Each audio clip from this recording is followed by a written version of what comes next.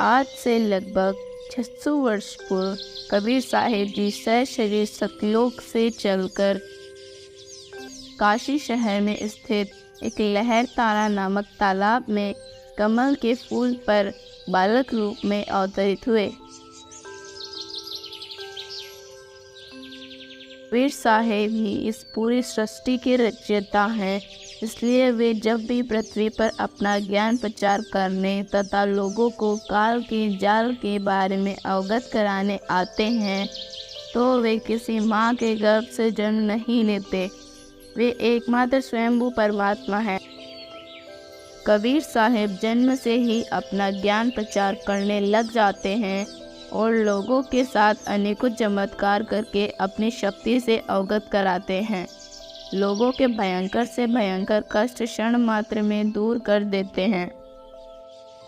ऐसे ही एक बार दिल्ली का सम्राट सिकंदर लोदी काशी में आया हुआ था।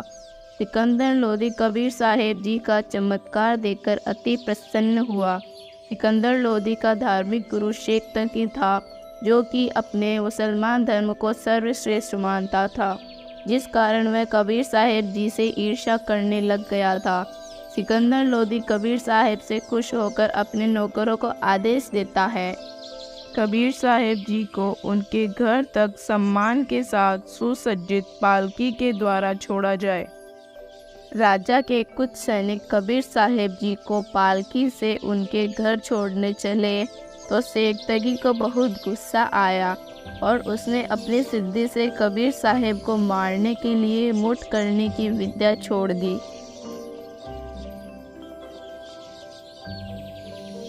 शेख तगी की विद्या कबीर साहिब को न लगकर पास में खड़े एक कुत्ते को लग जाती है और वह मर जाता है।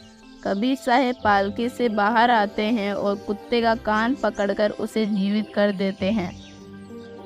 उठो बेटा, और तेरे पर लगी तंत्र विद्या उसी पर असर करेगी जिसने यह छोड़ी है।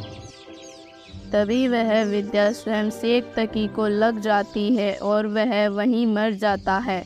जब राजा तक यह बात पहुंचती है तो राजा को बहुत गुस्सा आया और सैनिकों को कबीर जी को वापस लाने के आदेश देता है। राजा को डर था कि कबीर जी शक्तिशाली संत हैं, इसलिए राजा ने कबीर साहिब जी से निवेदन किया, हे कबीर जी, हमारे पीर जी को क्षमा कीजिए और पुनः जीवनदान दीजिए।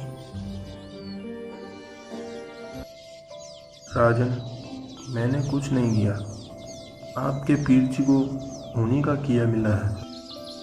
दया करो भगवान। कबीर साहिब जी ने शेख तकी को लात मारी। उठो पीर जी, आपके राजा बहुत परेशान लग रहे हैं।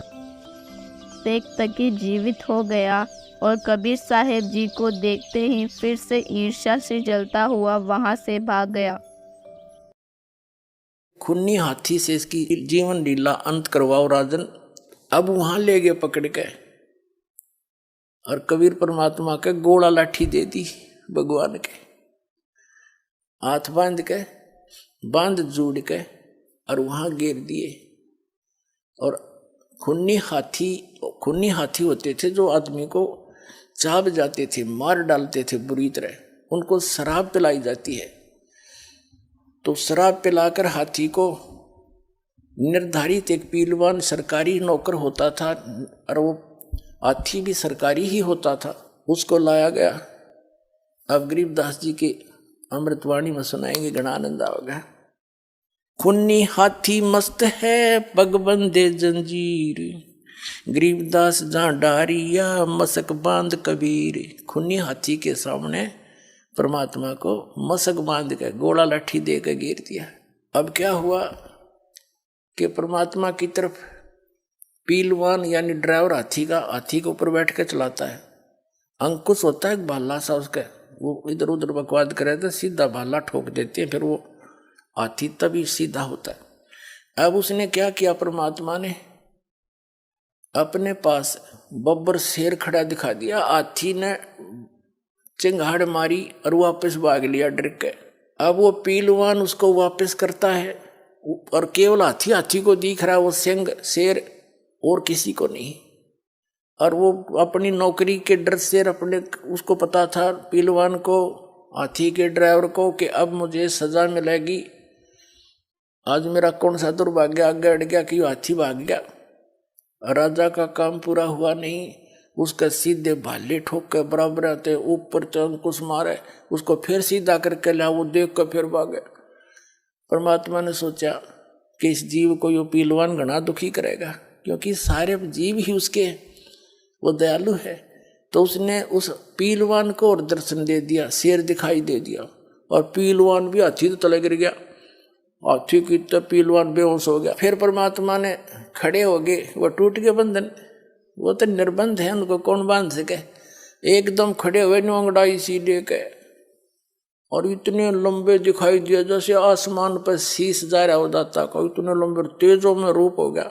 तो सिकंदर लोधी ने देखा, रोते रही तो भाई कोई अल्लाह का स्वरूप है। कांपन लग गया सिकंदर लोधी, जहाँ बैठा था अंडी पाक्या उस पर मचान पर टॉप मोस्ट स्थान पे, और वहीं से लग गया कांपता हुआ, हाथ जोड़ के पौड़ियों से अवगत मत होता हुआ चरणों में गिर गया और चरण पकड़ दिए। जब राजा ने चरण पकड़े, राजा राजा को दिखाया जाता नो लीला, तो सभी उसके चेले छोटे दोनों धर्म थे वो बेदक के। राजा तब बिक गया, इसका चरण छू लिए, न्यू कर दिया। अब क्या लीला सुनाते हैं। सिंह रूप साहेब धरा ये भागे उल्टे फीले, अपना दूसरा रूप शेर का बना के मालिक ने करा। गरीबदास समझे नहीं या दुनिया खलीले, बने केहरी सिंह जित चौर शिखर आसमान, गरीबदास हस्ती लख्या यो दिखे नहीं जहान।